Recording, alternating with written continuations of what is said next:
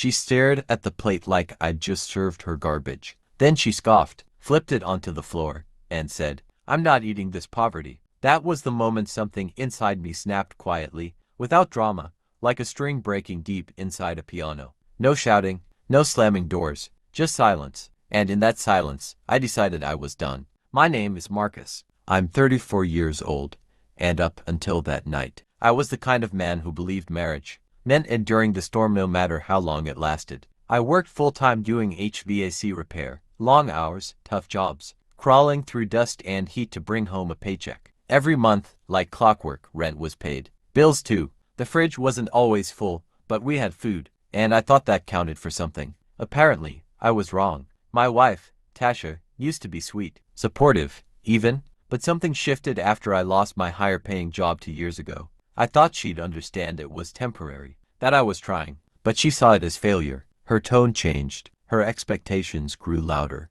her patience shrank. What started as small digs turned into constant belittling. That night was the final straw. I'd just paid rent again and scraped together the last of our groceries into a halfway decent meal: roasted chicken thighs, seasoned rice, and frozen vegetables sautéed with garlic. Not a five-star spread, but hot and made with effort. I set the table, hoping maybe we could share a quiet evening. Instead, I got her disdain. She didn't touch the fork, didn't even look at me, just wrinkled her nose like she'd stepped in something foul and asked, "Why do you cook like we live in a shelter?" Then she knocked the plate off the table. The sound echoed through the apartment, louder than it should have been. She leaned back in her chair, picked up her phone, and started scrolling like nothing happened. That's when I stopped looking at the food and started looking at her for what she really was, a woman who didn't love me anymore and maybe never had. I didn't say a word, just stood there, watching the grease soak into the floorboards. Something cold settled in my chest. Not sadness,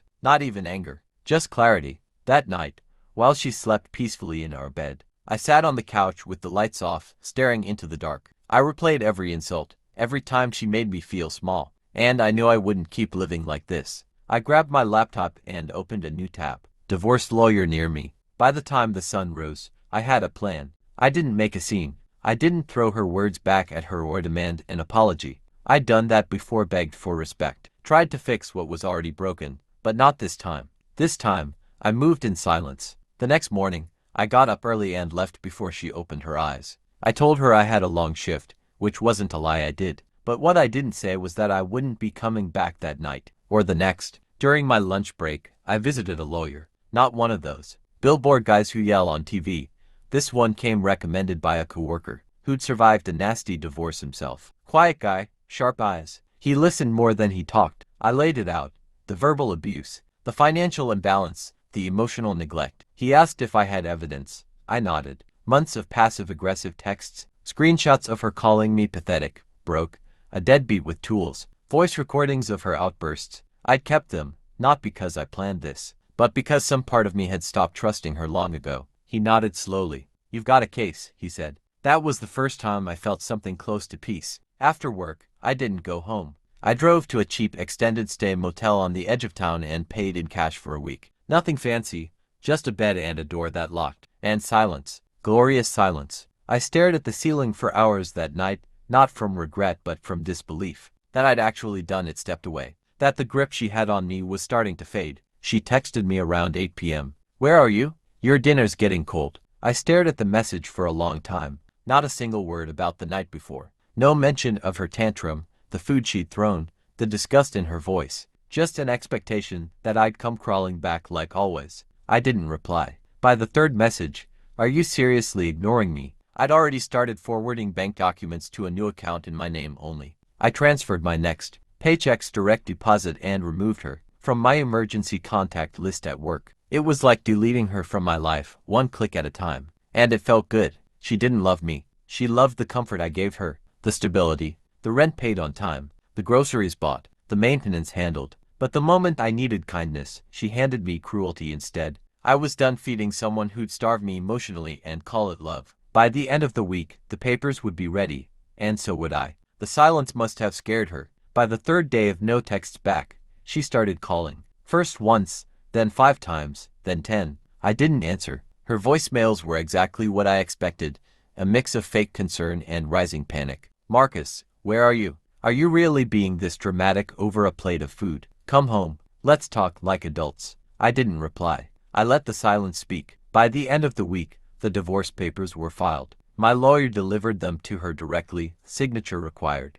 I made sure she had to sign for her own unraveling. According to him, she stood there in her silk robe, blinking like the sunlight was offensive. She flipped through the envelope, confused at first, then furious. Within the hour, her name lit up my phone. I didn't pick up. She texted, "You're divorcing me? Over one bad night? You're insane? This is what failure looks like, Marcus." Running away like a coward. Still, I said nothing. She wasn't angry because I was gone. She was angry because I was serious. A few days later, she showed up at my job. She waited in the parking lot like a woman possessed, waving her hands and pacing like the world owed her something. I walked right past her without a glance. My coworkers stared, whispering. I didn't care. She ran up behind me, grabbing my arm. "Marcus, talk to me." I turned, met her eyes for the first time since that night, and said calmly, "Talk. You threw that away with my dinner." She blinked. "You're being ridiculous. You can't survive without me." I laughed once,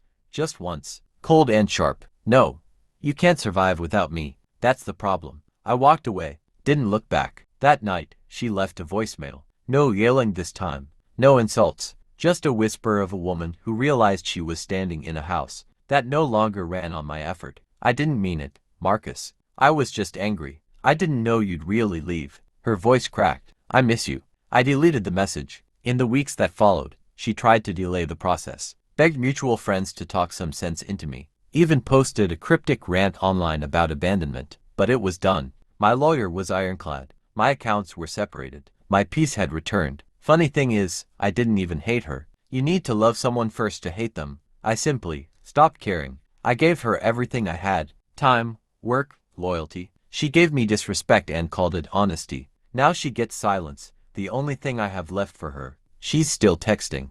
I'm still not answering. And I sleep better than I have in years.